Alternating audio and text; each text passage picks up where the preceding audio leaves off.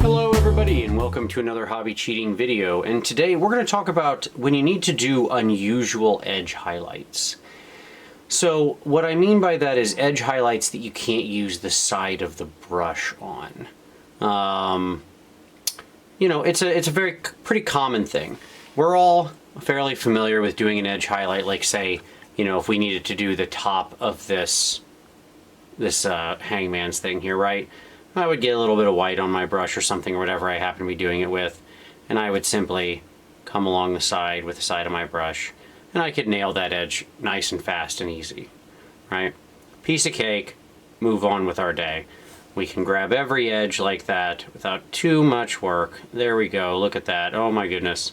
You know, these are easy edge highlights to do, right? But then there are other edge highlights that are a little more challenging. These often happen on like the bodies of things like Space Marines and stuff like that. But here in the case, it's actually our little ghosty boy from last week has it. See how he has the edge of his like top skirt here or whatever? I want to pop that out a little to separate it from the edge of the, I don't know, the spirit stuff below it, right?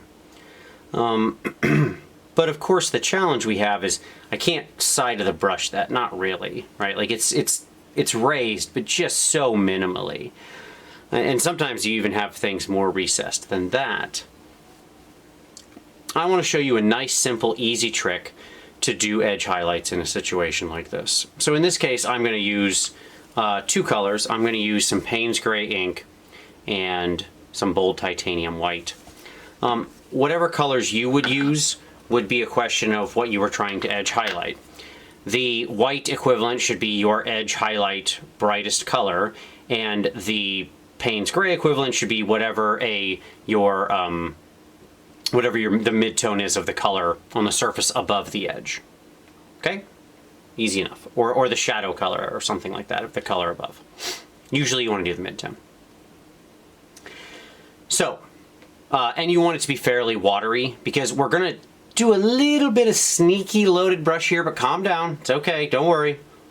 I heard everybody suddenly clench. Don't worry. This is a very easy sort of loaded brush. We're not doing it to really achieve a blend. We're being a little sneakier with it. So, with my brush being wet, this is, by the way, I'm just using a huge brush for this, so, you know, that's another thing. Like, oftentimes we'll try to get some razor sharp size 000 brush. Oh no! You know, it's just not gonna work. All right. So instead, let's go ahead and get some of that Payne's Gray up in the brush. Push out some of it. I'm going to wick off the excess. As always, when we're using inks or thinned paints, we always wick off the excess.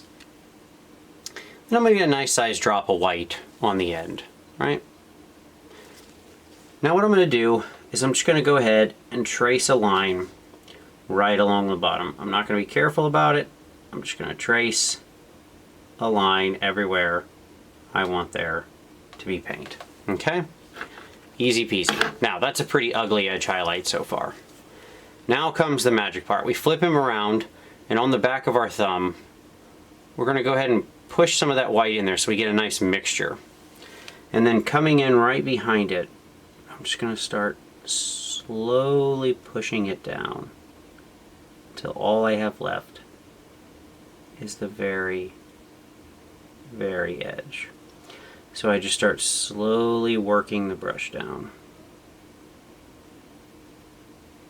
Because it's generally a lot easier to attack it like this, where we're painting everything but that, instead of trying to draw a super fine highlight. And what I get left with is that nice razor thin line. And then I can push a little more of the paint into my thumb, into that blue-black.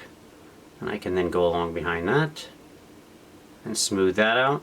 And now not only do we get a nice edge, a nice razor sharp edge, but also we get this awesome transition, because you'll oftentimes see a lot of the Games Workshop style models where they have this like really bright edge, but then they have a bit of a fade.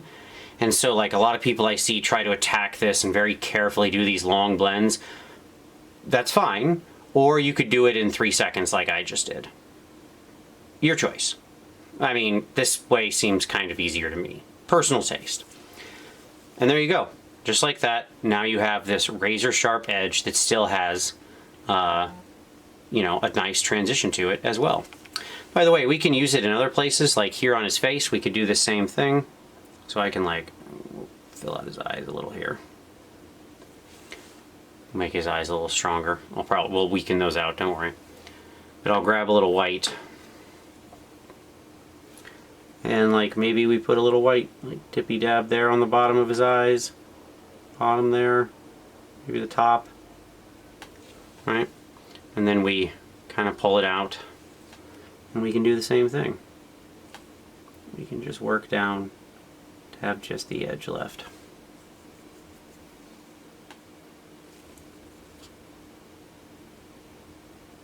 So we can get that nice, smooth glaze. Alright? So we get that skull effect in there. So, one more time, because this one was so quick and easy, we'll do the back side here. I'll just do this area right here. We're going to come down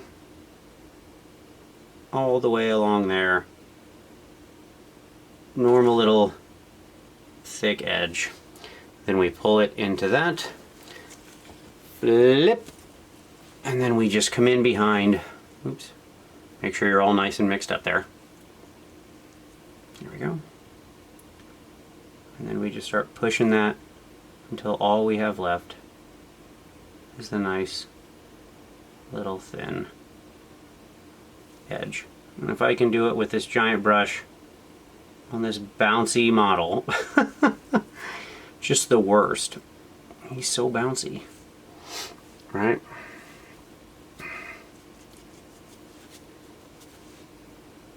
And you can certainly do it as well. You can see how you can then just blend that out and you get that nice thin line with a smooth transition right behind it. Just that easy. So there you go. I hope you like that one. This is a really short one, but you know, I thought of this. I realized I had this ghost and I was about to do this. And this is kind of a thing that I do quite frequently to make these little sharp lines and transitions. And I thought, hey, I've never really put that into a video before. I should do that. So there we go.